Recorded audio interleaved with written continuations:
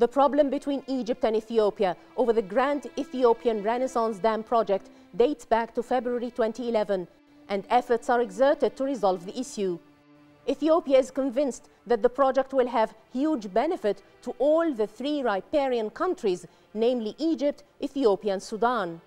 It says that about 25% of the Ethiopian people have access to electricity, and that the Renaissance Dam will solve Ethiopia's desperate electricity problem and help the country develop.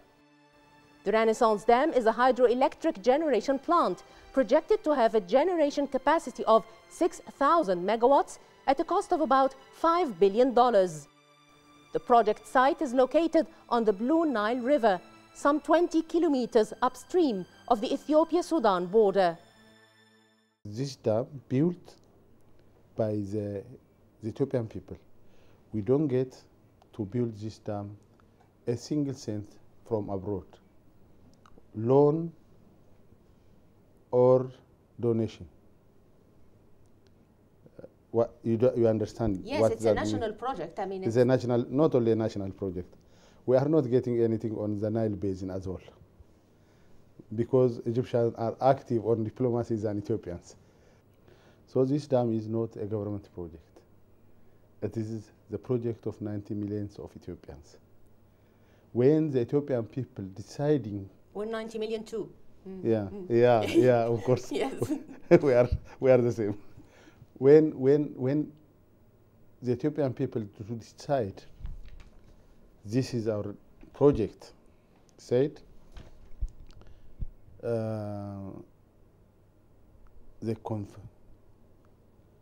everybody confirmed this project not harm any neighboring countries, including Egypt.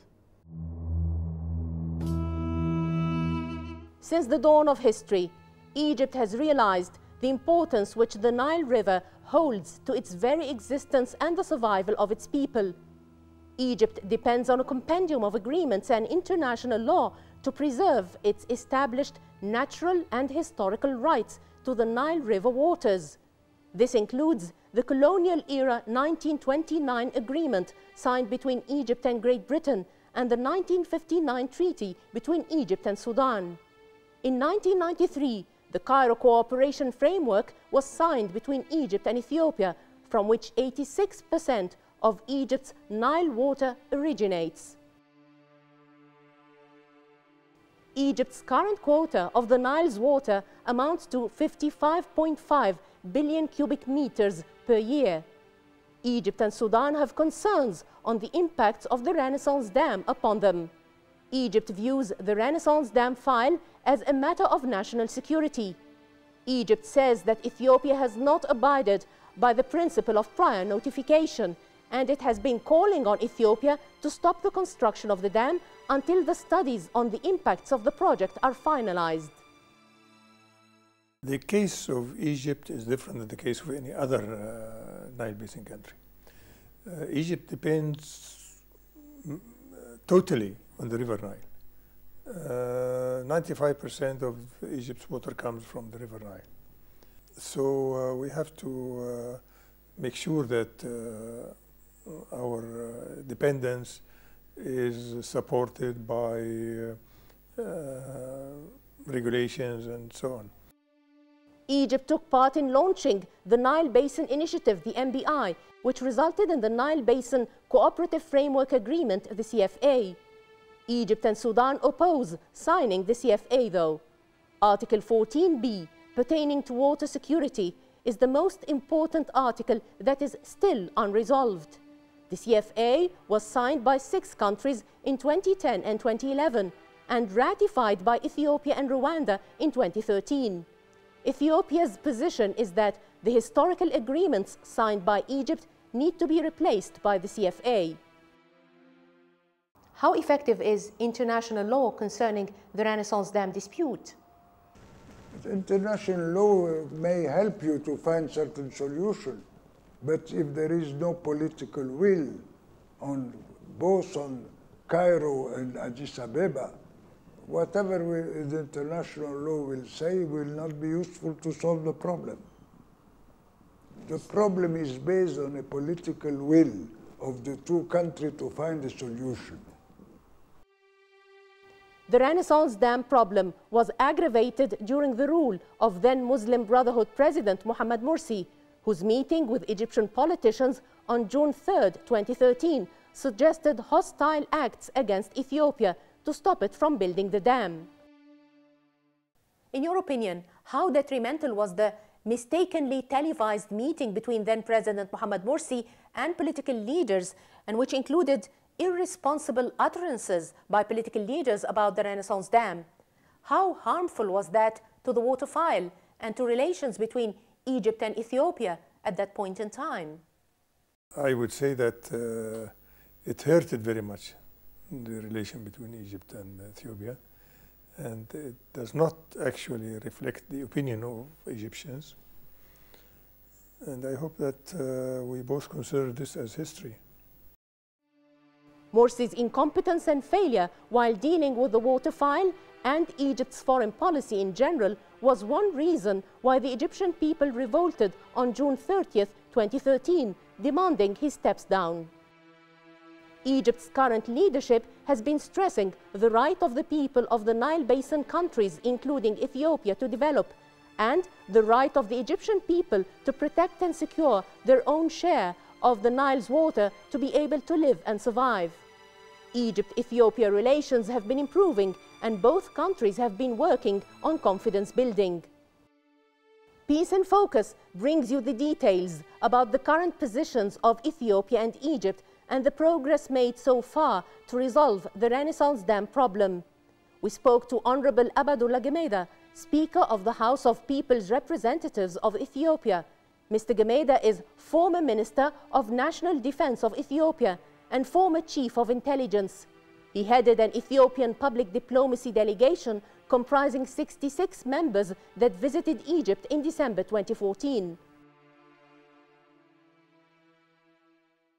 Joining Peace in Focus is Honorable Abadullah Gemeda, Speaker of the House of People's Representatives of Ethiopia. Your Excellency, thank you so much for joining Peace in Focus. Good to have you, sir.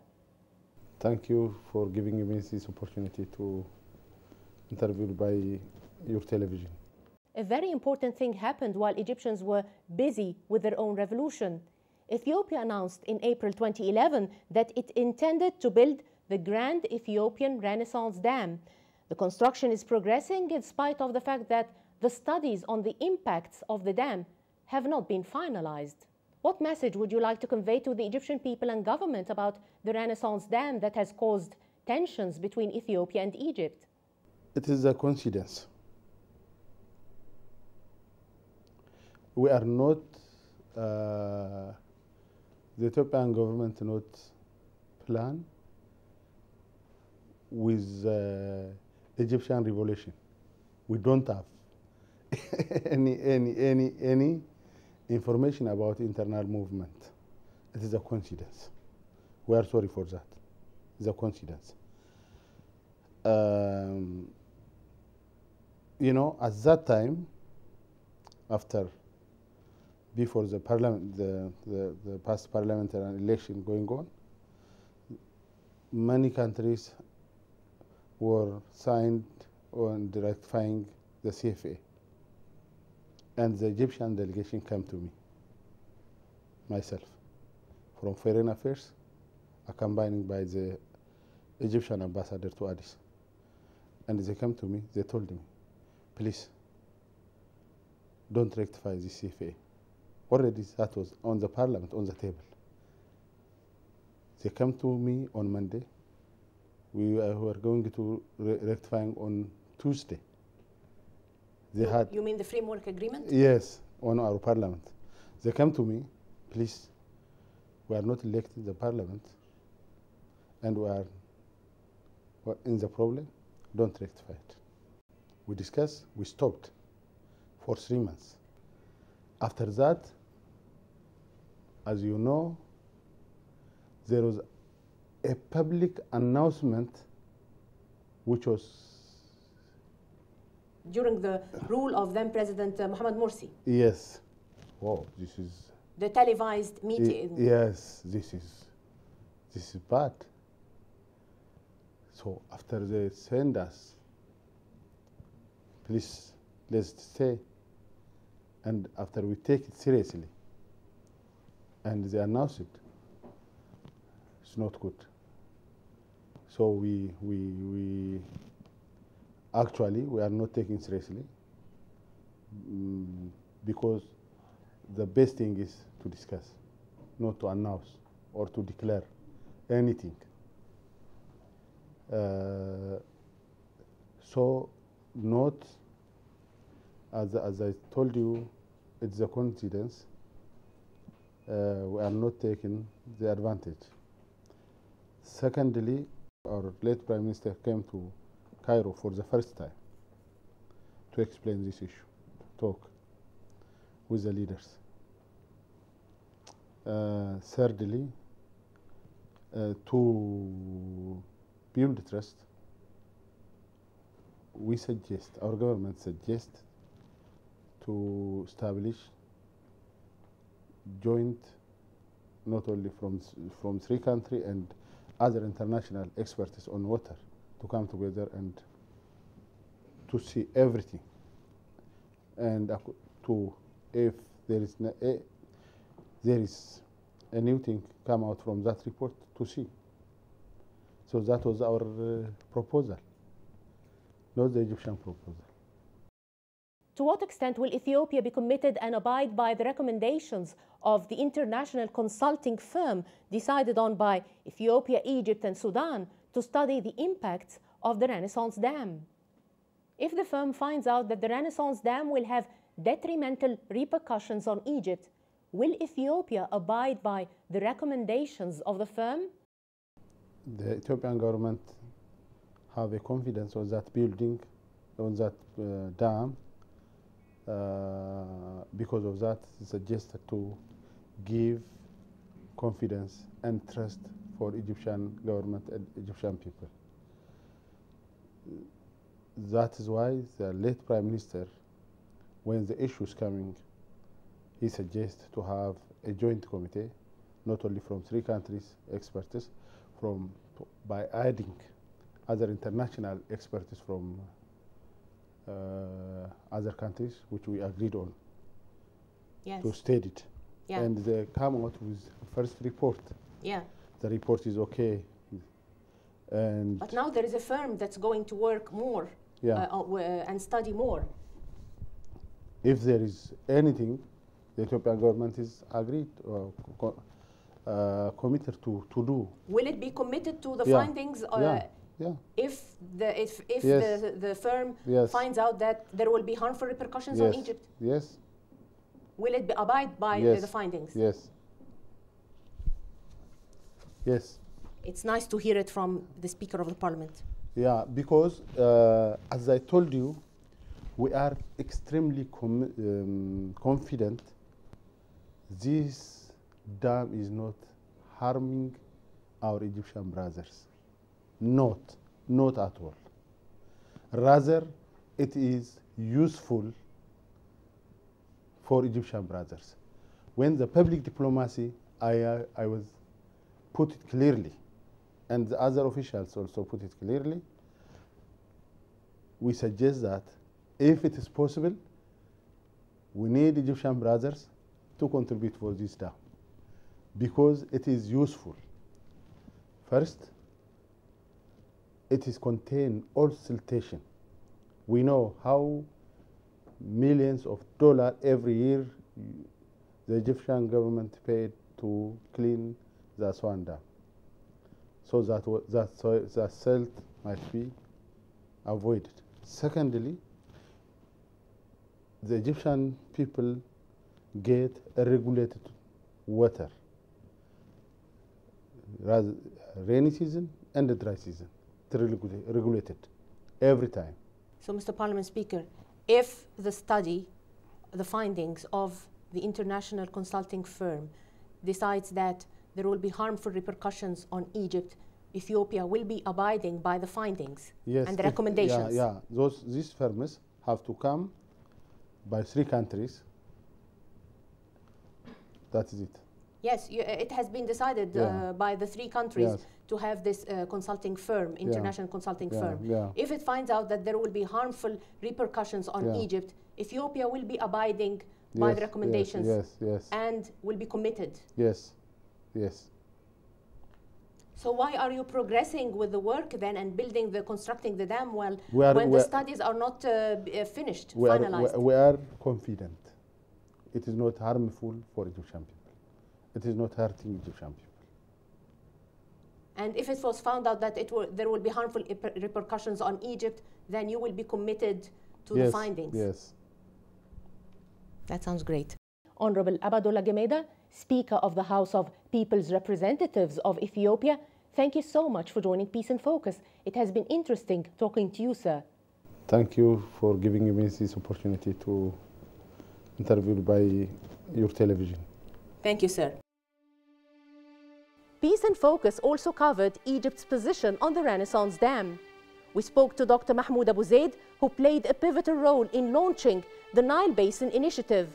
Dr. Abu Zaid also took part in the negotiations related to the Nile Basin Cooperative Framework Agreement in his capacity as Egypt's Minister of Water Resources and Irrigation between 1997 and 2009. Joining Peace in Focus is His Excellency Dr. Mahmoud Abu Zaid, President of the Arab Water Council, Honorary President of the World Water Council, and former Minister of Water Resources and Irrigation. Dr. Abu Zaid, thank you so much for joining Peace in Focus. Good to have you, sir. Thank you. It has been reported that the Nile Basin countries are tired and even fed up of first getting permission from Egypt before using the Nile River for any development project, for using the Nile River for irrigation, for instance. As you already know, this is required by the treaty signed during the colonial era between Egypt and Great Britain in 1929. How important is the principle of prior notification? Is it intrinsic to the 1929 treaty, or it's also embedded in international law governing shared rivers or international rivers? Well, let me start by saying that this is not to take permission. It's consultation, actually, first. Second, that in all the international agreements and the law, prior notification is there. And prior notification is mainly to inform the countries, the other riparian countries on the same water course. Yeah, sharing the River Nile. Yes, sharing the river or any water course, yes. Actually, that we are planning to construct this sort of project and submit the designs and specifications so that the countries will look into it and see if it will cause any serious harm and answer if there are any objections. If there are any objections, then they would consult and discuss why these objections are valid or not. So it's a sort of notification, and there is a certain procedure to do that. Egyptians were surprised by Ethiopia's unilateral decision to construct Project X on the Blue Nile, a hydroelectric generation plant projected to have a generation capacity of 6,000 megawatts. This was reported by the English language weekly newspaper Addis Fortune in February 2011, and while Egyptians were busy with their own revolution that toppled then President Hosni Mubarak. In April 2011, Ethiopia announced that it intended to build the Grand Ethiopian Renaissance Dam, previously known as Project X or the Millennium Dam. Would you call Ethiopia's announcement prior notification? No, I don't think so, because they announced that building will start.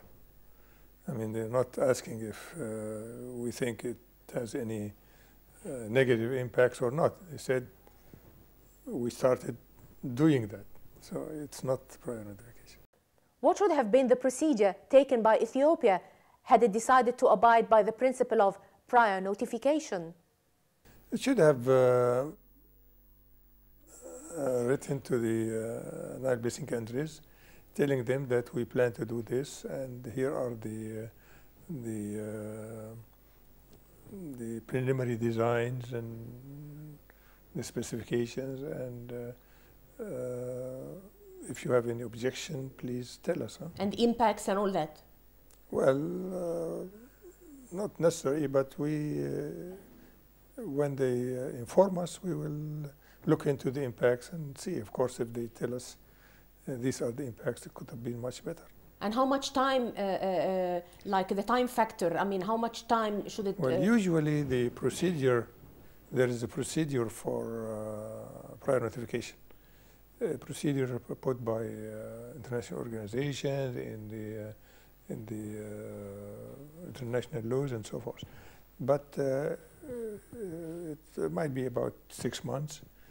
So within 6 months, if we have an objection, we should tell them. If not, then it's an approved.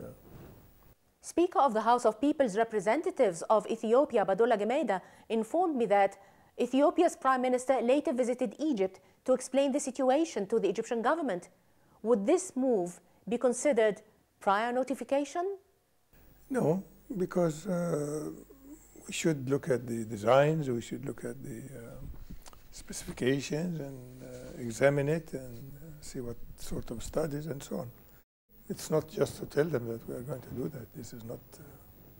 The government of Ethiopia invited in good faith the two downstream countries, Egypt and Sudan, to form an international panel of experts to study the impacts of the Grand Ethiopian Renaissance Dam and address some of the concerns of both countries, Egypt and Sudan. Would this be considered prior notification? Well, when Egypt objected to the procedure by Ethiopia to build the dam, and the revolution came, and in good faith, Ethiopia accepted to form this tripartite committee that will involve experts from the three countries and international experts, and will look into the project details and decide if there are any side effects or and this is not a prior notification. I mean, it's a joint work, which is prior notifications should happen before the construction, not when while the construction is going on. Yeah. Oh, this is a de facto thing then. Of course. The international panel of experts submitted its final report to the three countries, Egypt, Sudan, and Ethiopia, in May 2013, and there will be another report as a follow-up. Looking at the 2013 report, do you think that the documents submitted by the government of Ethiopia to the panel about the Renaissance Dam were enough, updated, accurate, and reliable? Well, if we look at the report of the tripartite committee, the three countries experts committee, the international panel of experts, the international panel of experts, the May 2013 report. Yeah, it says that the studies are not complete, the designs are not complete, and they are very preliminary, and additional work is needed. And it seems that there are negative impacts on Egypt and Sudan, and they asked for additional work. So, you know, this is the situation after the panel of experts. Yeah, submitted their final report in May 2013 to the three countries. After 18 months. Which important documents were not submitted? None on the environmental impacts have been submitted. Nothing on the economical studies have been submitted. Nothing on the safety of the dam have been submitted. This was completed afterwards. Studies on the spillway, some of the technical additional studies were required. So would you call the documents lacking? Lacking, yes, to take any decision? Of course. What do you think of the findings and recommendations of the May 2013 final report submitted by the International Panel of Experts? To carry on additional studies, and they indicated mainly in in the area of the environmental area and economics. These were the main suggestions, and these were taken to the three countries, and as you said, they decided to have another committee that will look into these studies and submit the report, which is in the process now. Ethiopia is continuing the construction of the Renaissance Dam in spite of the fact that the studies on the impacts of the dam have not been finalized, and it justifies this by reiterating that the dam is not harmful to Egypt and that it will be of benefit as it will solve Egypt's problem of siltation. Did the May 2013 final report of the International Panel of Experts indicate that the Renaissance Dam will not have any detrimental repercussions on Egypt? No. Did it indicate that the Renaissance Dam will benefit Egypt? Well, I think they refer to some benefits to Sudan, but there is nothing with respect to Egypt. I mean, nothing have been indicated about Egypt. But you mentioned, you referred to the issue of siltation. And it's known that part of the siltation which used to go downstream to Sudan will stop, and this will be useful to Sudan, of course. And it will not, so Egypt, do you mean that Egypt does not have a problem of siltation? Well, we have already a small problem, not a major one, not like the Sudan. Sudan used to have a major problem of siltation. Now it's going to be much, much less. But we still have some siltation to come, maybe less than before. But before was not a very serious problem. Ethiopia has reiterated that it will respect the findings and recommendations of the studies conducted by the International Panel of Experts. But while interviewing Speaker of the House of People's Representatives of Ethiopia, Badola Gemeda, in December 2014, he said that Ethiopia will be committed and will abide by the findings and recommendations of the next report conducted by the consulting firm or firms decided on by the three countries, Egypt, Sudan, and Ethiopia. What do you think of this, and how binding are the words of the Speaker of the Ethiopian Parliament? Well, this is very, very good news. If it's binding, we will welcome that very much. And maybe, well, this is a little bit different than what our experts are receiving from the technical stuff. You mean that, that what you always receive is the position that Ethiopia will respect? We'll look into it. Not even respect? Well, respect, of course, they respect, but it's not a commitment. How can the Renaissance Dam problem be resolved, and how much has been achieved?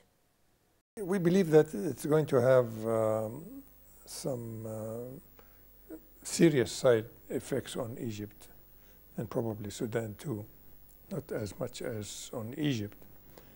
And unless we sit down and we both look into that in details and try to see solutions to these side effects, the problem will continue. What are Egypt's main concerns, sir? The impact or the effect on the downstream flow, both during filling and during the operation of the dam. The impact on the high dam electricity and the lake levels. The impact on downstream groundwater levels and on water quality. All these, but the most serious is the effect on the amount of water which will be released to Egypt, will be reduced considerably. Your Excellency, Dr. Mahmoud Abu Zaid, President of the Arab Water Council, Honorary President of the World Water Council, and former Minister of Water Resources and Irrigation, thank you so much for joining Peace in Focus. It has been interesting talking to you, sir. Thank you.